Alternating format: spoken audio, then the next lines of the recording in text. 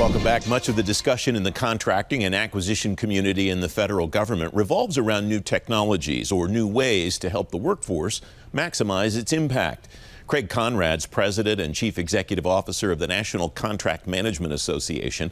At NCMA's World Congress, he says when the contracting pros that are at the event get home, he wants them to focus on better contracting outcomes. We are doing many things that include workshopping, simulations, all of the things that get people to practice, train as they fight, so to speak. So our goal is that they go back and feel energized to have to do that or want to do that.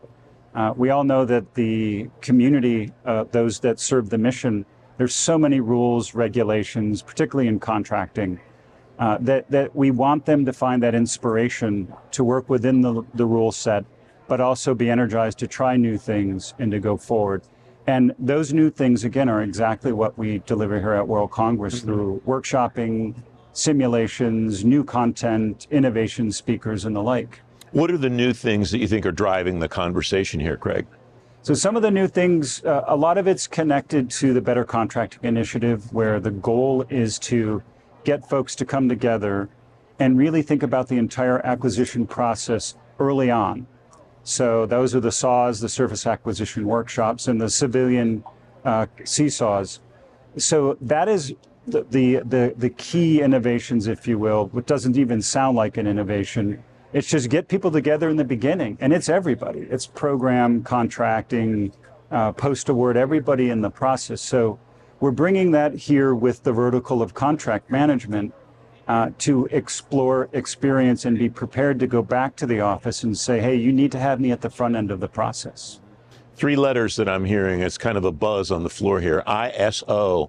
Why should people care about that back in Washington and also here in Seattle? Well, thank you for asking that. NCMA is an ANSI-accredited standards developing organization. That's exciting because we have an opportunity to establish what the practice looks like from a standards perspective. Our goal is to take that American national standard and with our partner, World Commerce and Contracting, become an ISO standard. So we want to make sure that that standard is accepted and adopted globally through ISO. The exciting thing is the standard is currently in its American form accepted by the federal government through the DOE and FACSI professional programs. So we think this is the next natural step so that our profession can be elevated globally. What will that mean to the contracting community in the federal government, both on the government side and on the industry side that serves government? Largely, it will mean that there is a core competency and a core practice globally. That may not sound like a tremendous thing, but when we look at contract management and procurement, even within the federal government, different agencies, different branches use different words. They have different processes. This will allow for standardization. It will allow for improvement of process. And at the same time, it will allow for our profession to be well known, more known globally, like the other professions, accounting, finance, and the like. Will it also make it easier for agencies to provide a more clear career path? And for the federal government as a whole, with the opportunity to move agency to agency? Because that's something that both acquisition people and human capital people have been telling me for a long time they would like to see. It certainly will help. So as you know, with the DOE certification for contract management being accepted by FAI through the FACSI professional, that's step one.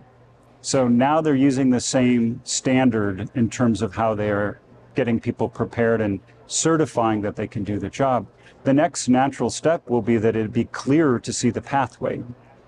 That's another outcome of what we hope by going to ISO, is that you can see how you can enter the profession either at the federal level, state and local, commercial. You could be somewhere else in public procurement around the world, and see how you can progress in the job to as you grow into commercial, out into government, etc. All right, less than a minute left. I understand that we are going to another cool location next year for World Congress.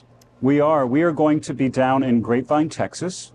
But the exciting thing is that we're going to create two experiences for our attendees. The first will be at the traditional Gaylord, where all the sessions will be.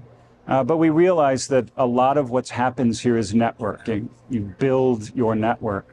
So we're going to have a Las Colinas experience, which is going to be the fun, cool kid place axe throwing and entertainment and bands and the like. So during the day, we come together in our sessions. Afterward, you pick the experience you want and go build that network. You can read more about contracting in the federal government on today's show page at fedgovtoday.com.